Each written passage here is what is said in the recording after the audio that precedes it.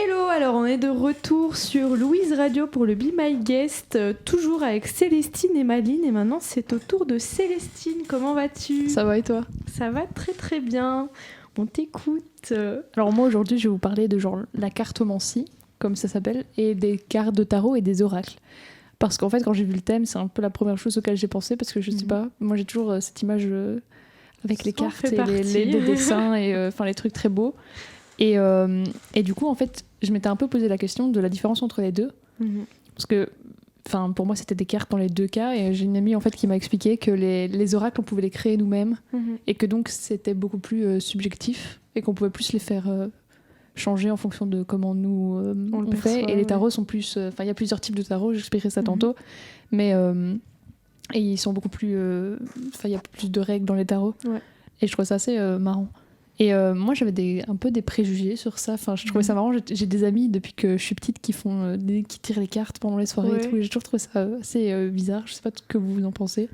Bah, du coup, comme je vous disais, moi en off, je le fais chez moi avec ma petite maman et mes sœurs. Et moi, j'aime beaucoup. Après, comme tu dis, t'y crois pas. Enfin, ça dépend un peu des gens, je pense. C'est comme quand je racontais juste avant les thèmes astro. T'y crois pas. Parce que oui, bien sûr, ce que souvent les gens disent, c'est que c'est subjectif, c'est subjectif, et même ils écrivent des trucs généraux pour que ça aille à tout le monde. Et oui, c'est vrai, c'est hyper général. Et à chaque fois que tu vas lire un truc dans ta carte de tarot, tu seras en mode oui, bien sûr, ça colle avec ci et ça colle avec ça. Moi, j'aime bien ce que j'aime bien faire, c'est tirer les cartes passé, présent, futur. Je trouve ça sympa, genre un petit piquant. Moi, je suis que j'avais découvert ça via TikTok, voilà. Ça m'étonne pas. J'étais un peu en mode spécial. Et puis les TikTok. Grande histoire d'amour. Les TikTok où ils tirent les cartes, là. Oui, et j'étais en mode... Moi, je trouvais ça bizarre sur TikTok, et puis du coup, je commençais à m'intéresser. J'en ai acheté un. Et je le fais de temps en temps. Voilà, j'aime bien. Et comme Madine dit, c'est beaucoup à interprétation. T'y crois pas. Parce que oui, tu peux l'appliquer à plein de trucs. Genre, je sais bien, une amie, elle m'avait tiré les cartes sur ma situation amoureuse.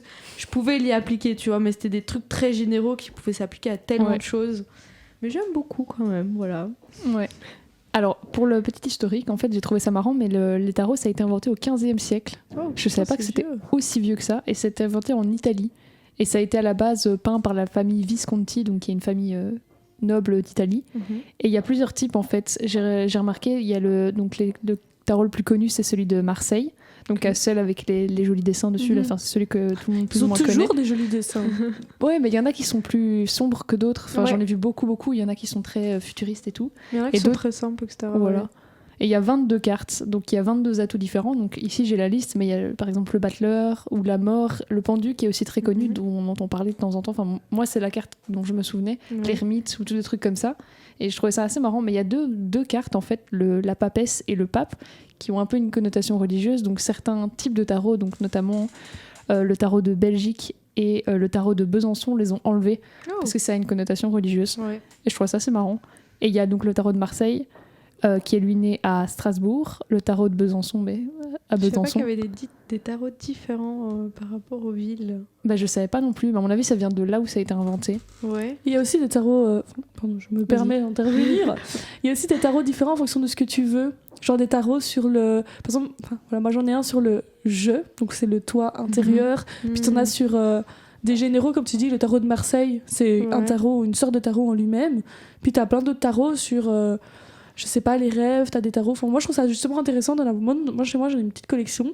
Et on en a plein de différents. Et c'est hyper intéressant parce que, par exemple, le tarot sur le jeu, tu ne fais pas le présent, passé, futur, mais tu le fais d'une autre façon. T'as le truc en croix. Enfin, voilà, je m'y connais pas. T'as plein de manières de poser les cartes. Oui. Et ça, c'est intéressant. T'as toujours le petit livre qui explique la carte. Cette chronique, là. Voilà. Non, mais c'est intéressant parce que je m'y connais. Enfin, j'ai fait des recherches, mais du coup, je m'y connais pas encore très très bien. Enfin, j'en ai jamais fait moi personnellement.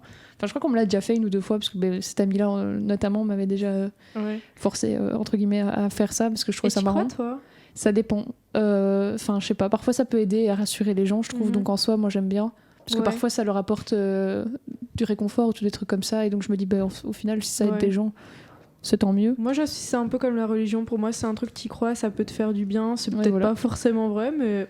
Voilà, puis un peu comme l'énergie des pierres et tout. Pour moi, ça se relie un peu tout ça. Oui, c'est tout ça. C'est à ça que j'ai pensé en voyant ton thème, quoi. Genre que c'est un peu... Ça dépend de chaque personne. En voyant ta jolie affiche sur Facebook aussi. N'hésitez pas à aller la voir, Radio Cote. Un beau collage. Et Continue. pour terminer, moi en faisant des recherches, je me suis rendu compte qu'en fait c'est un motif qui était énormément utilisé dans les arts. Bon, mais je fais des études littéraires, donc chaque fois je fous mon nez là-dedans parce que ça m'intéresse. Ouais. Et j'ai remarqué qu'en fait il y avait beaucoup de choses. Il y a notamment les surréalistes, donc c'est un mouvement du 19e siècle qui avait repris ça, qui avait fait un jeu à eux. Donc des surréalistes. Donc je trouve ça assez marrant. Il y a aussi un écrivain italien que moi j'aime beaucoup, Calvino, qui a fait un livre qui s'appelle Le Château des Destins Croisés, où en fait c'est des personnages muets qui communiquent avec les cartes. Donc c'est une autre dimension du tarot que je trouve assez marrant. Il y a un groupe, ça je trouve ça trop drôle, de heavy metal finlandais qui s'appelle Tarot. Je trouvais ça hyper random et je trouve ça trop drôle. Le rapport des deux est très drôle. Ouais, en vrai c'est marrant. Et j'ai pensé à toi parce que j'ai vu qu'il y avait un personnage principal d'un animé de Vision d'Escaflowne. J'avais jamais entendu parler. Qui utilisait la cartomancie. Donc le personnage c'est Hitomi Kanzaki.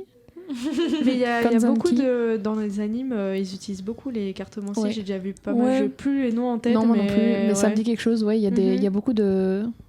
Ah si, dans Fairy Tail, il y a le personnage de Lucie dans Fairy Tail qui utilise les cartes. Ouais, mais elle c'est les clés. C'est les signes. C'est les signes astrologiques, oui. Elle a des clés. Elle a des clés en fait qui, quand elle les utilise, font en sorte qu'elle invoque des jugements. Oui, c'est ça. C'est les signes astrologiques qu'elle invoque. Ouais. Et du coup, c'est très stylé. Ouais, c'est super beau. Ok, j'irai voir alors. Moi, je l'ai lu et j'ai beaucoup de tomes. C'était vraiment le manga de mon enfance, ce truc-là. Tant qu'on est entre nous, hein, on aime la même chose. Ouais. Dans Full Metal Alchemist aussi. Oui. C'est plus l'alchimie qu'ils utilisent, mais pour moi ça se lie un peu quand même aussi. Je trouve ça moi ça me fait rire à chaque fois qu'ils utilisent ce genre de truc. Je trouve ça trop chouette. Mais oui, il y a plein d'animés qui font ça, genre Soul Eater aussi. Ils sont tous avec des. Je connais pas.